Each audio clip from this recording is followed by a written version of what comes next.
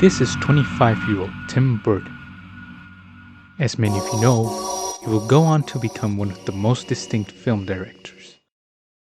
Back in 1983, he was just another creative at Disney. During this period in the Mouse House, he was given the reins to direct 3 short films, 2 original ideas, and an adaptation of a Grimm Brothers fairy tale. Vincent, Hansel and Gretel, and Frankenweenie. Originally, none of them saw a formal release, and yet, they established the footprints of a terrifying mastermind.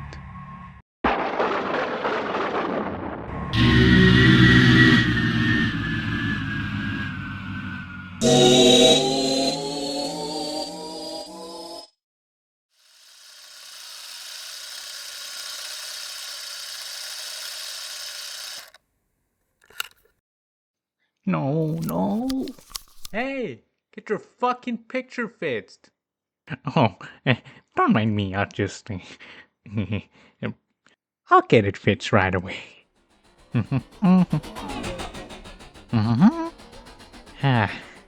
There we go. For a boy his age, he's considerate and nice. But he wants to be just like Vincent Price. Vincent was originally one of 2 shorts to be made by Disney. The other short was titled Trick or Treat. The plotline was about a brother and sister who on Halloween night ended up in a house party held by monsters. Very little is known about this project, as for unknown reasons, it was cancelled. So Tim Burton's other idea was given light. A story about a little boy who wanted to become Vincent Price and was obsessed with Edgar Allan Poe stories. The short through and through is an homage to the horror genre, from its artistic direction of German Expressionism and the narration provided by Vincent Price himself. While at first an artistic success, Disney felt out of place promoting it due to its more somber tone compared to their productions. As soon as it was made, Vincent was quietly locked forever.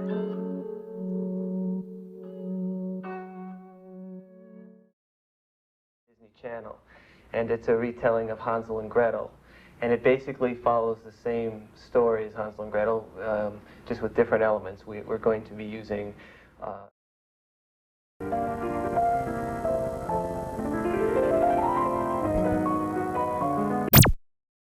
Hansel and Gretel is the odd one out here. It was produced in 1983 for the Walt Disney Studio Showcase, a program block of the recently formed Disney Channel. Reported to have only aired 2 times, October 29th and Halloween night of '83.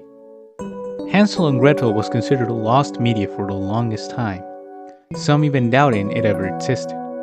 It wasn't until an exposition in the Museum of Modern Art that the project was finally confirmed to have existed, with recordings of varying quality eventually appearing years later. For anyone who ever saw it, you couldn't blame others for believing it's not real. Visually speaking, it stands somewhere between a dreamlike and nightmarish experience. The colors as well give that invitation of a children's novel. But when paired up with the strange visuals, it takes a strange part of the human brain.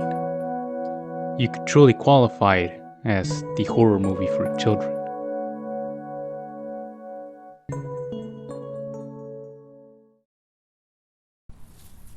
Alright people, let's finish up the set. We're gonna get those props ready. Alright, lower it. Alright, now it looks all nice and fancy. Okay, we got the light checks, the cameras. Alright then, let's start recording.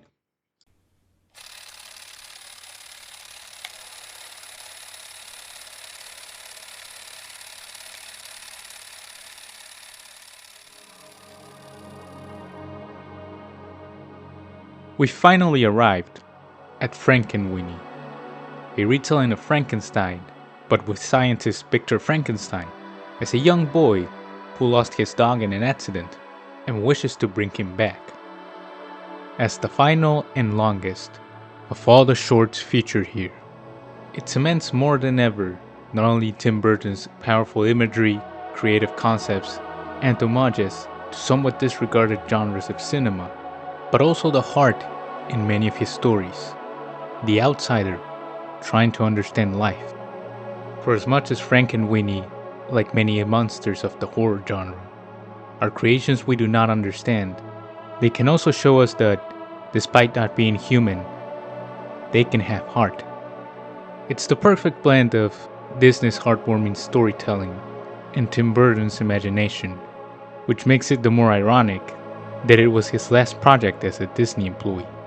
Much like the other two, Frank and Winnie got shelved by Disney originally, as it was given a PG rating by the MPAA, making it unsuitable for Disney to release it alongside any of their productions. This would make them part ways in 1984. Ever since then, surprisingly they both found their own footing as time went on, with Burton occasionally working with Disney in a couple of films, even including a full reimagination of Frank and Winnie. And while Burton and Disney together didn't really work out as planned, those three shorts still remain the inception of an evil mastermind.